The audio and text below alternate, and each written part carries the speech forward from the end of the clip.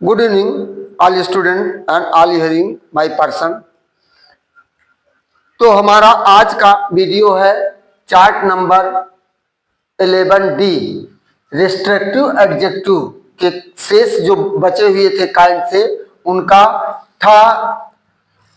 तो कल 2 हमने बता दिया था, तो 3 आज हमको बताना है। Demonstrative adjective, distributive adjective, interrogative adjective. तो डिस्ट्रीब्यूटिव एडजेक्टिव और इसमें कंफ्यूजन होता है। Distributive adjective, distributive pronoun, demonstrative adjective, demonstrative pronoun और इंट्रोगेटिव एडजेक्टिव, इंट्रोगेटिव प्रोनाउन। तो इसमें यदि डिमॉन्स्ट्रेटिव, तो demonstrative this that these are दो सब्जेक्ट आर डिमॉन्स्ट्रेटिव, यानी 4 शब्द ऐसे होते हैं डिमॉन्स्ट्रेटिव जो संकेतवाचक विशेषण का कार्य करते हैं। जैसे यहाँ दिस बुक इज गुड, तो इसका हमने किया डिमॉन्स्ट्रेटिव प्रोनाउन में this is a good book. अब यहाँ हम आपको बता दे रहे हैं जब डिमॉन्स्ट्रेटिव वर्ड के बाद कोई नाउन आता है, इसके बाद हेल्पिंग वर्ब आते हैं तो डिमॉन्स्ट्रेटिव एडजेक्टिव हो जाता है। लेकिन जब डिमॉन्स्ट्रेटिव वर्ड के बाद हेल्पिंग वर्ब आते हैं उसके बाद नाउन आता है तो डिमॉन्स्ट्रेटिव प्रोनाउन हो जाता है। जैसा कि हमने 4 एग्जांपल इसमें दिया है। इसी तरह से अब 4th है डिस्ट्रीब्यूटिव एडजेक्टिव और डिस्ट्रीब्यूटिव प्रोनाउन। तो ईच, आइदर, नाइदर, आर, ये सब डिमॉन्स्ट्रेटिव और डिस्ट्रीब्यूटिव प्रोनाउन होते, विभाग सूचक बंटवारा वाचक शब्द होते हैं। ईच बॉय कम, ईच बॉय कम। तो यहां देखिए हमने आपको दिया ईच, प्रत्येक। यहां देखिए जब ईच शब्द के बाद, ईच, आइदर, नाइदर के बाद कोई नाउन आता है तो उसके बाद क्रिया आती है तो डिस्ट्रीब्यूटिव एडजेक्टिव होता है। और डिस्ट्रीब्यूटिव प्रोनाउन कब हो जाता है? तो यह देखिए या each, either, neither distributive word के बाद वह प्रीपोजिशन ऑफ लेकर आता है। क्या लेकर आता है? आप लेकर आता है। इसके बाद वर्ब अंत में आता है। जैसे यहाँ ईच बॉय केम, तो each of the boys came, that is all. दूसरा आइदर यू विल गो करा। फिर देखिए either of you can go. तीसरा है neither statement is true, neither of the two past. अब इंट्रोगेटिव एडजेक्टिव, इंट्रोगेटिव प्रोनाउन। तो what paper do you read.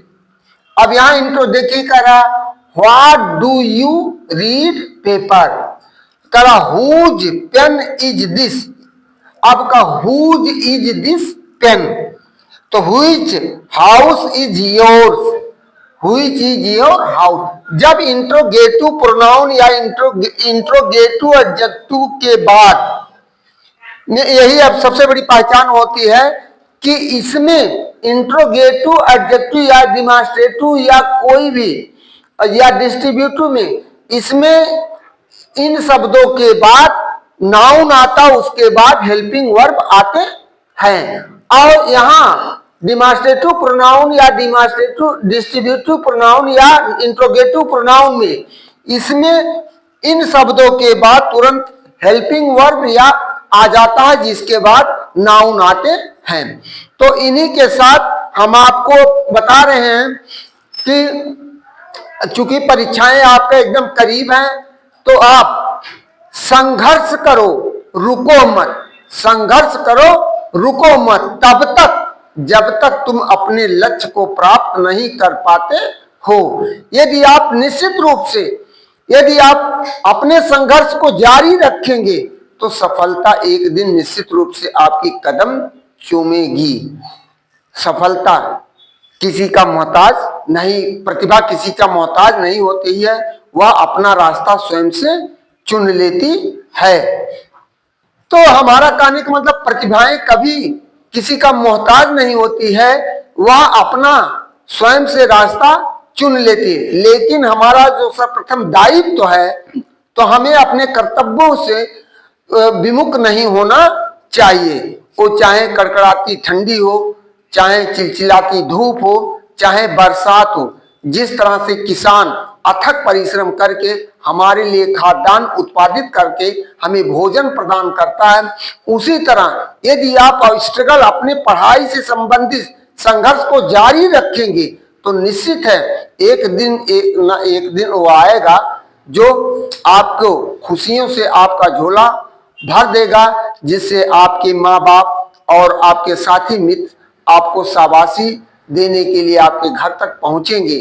तो हमारा आप सभी विद्यार्थियों से अनुरोध है या सभी श्रोताओं से अनुरोध है कि अपने कर्म पर निश्चित रूप से क्रियाशील होते रहें, जिससे आपको सफलता आगे चलकर मिले।